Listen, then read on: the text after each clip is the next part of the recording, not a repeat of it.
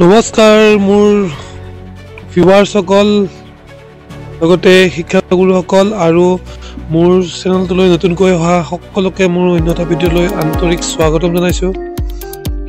ৰাজ্যিক কৰ্মচাৰীৰ বাবে নতুন বছৰৰ বাবে উপহাৰ দিছে অসম চৰকাৰে।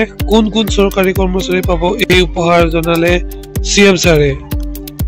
তেখেতে জনোৱা মতে ৰাজ্যৰ সকলো কৰ্মচাৰীয়ে পাব এই সুবিধা। 1 জানুৱাৰীৰ পৰা কাৰ্যকৰী হ'ব এই সুবিধা। তাতে বলক এই সুবিধাটোনো কি তেখেতৰ মুখেৰে আমি শ্ৰদ্ধা ছাৰ বাইদেউসকল, ভিডিঅ'টো যদি আপোনালোকৰ ভাল লাগে তেন্তে এটা ছাবস্ক্ৰাইব বাটনটো ক্লিক কৰি দিব, লগতে এটা লাইক কৰি দিব।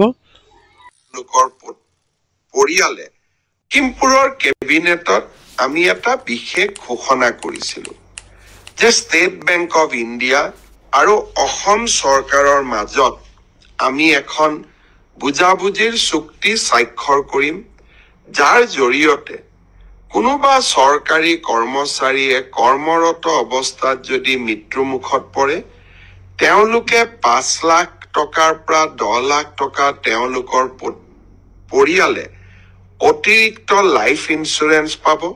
চৰকাৰৰ পৰা পোৱা সহায়ৰ উপৰিও দুৰ্ঘটনাজনিত কাৰণত মৃত্যু হলে 1 কোটি টকা পৰিয়ালটোৱে পাব, আৰু যদি দুৰ্ঘটনাত পাৰ্মানেণ্ট ডিজেবল হয় তেতিয়াও তেওঁলোকে 70 লাখ টকা তেওঁলোকে পৰিয়ালটোৱে লাভ কৰিব। লখিমপুৰৰ কেবিনেট সিদ্ধান্ত হোৱাৰ পিছত আমি বেংকসমূহৰ লগত নিৰন্তৰভাৱে আলোচনা কৰিম।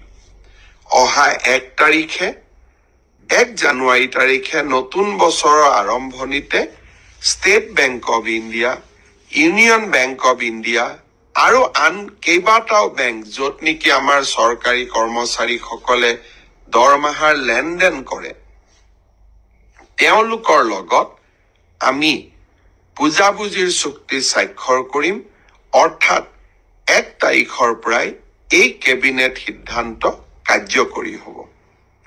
শ্ৰদ্ধাৰ অসমবাসী ৰাইজ,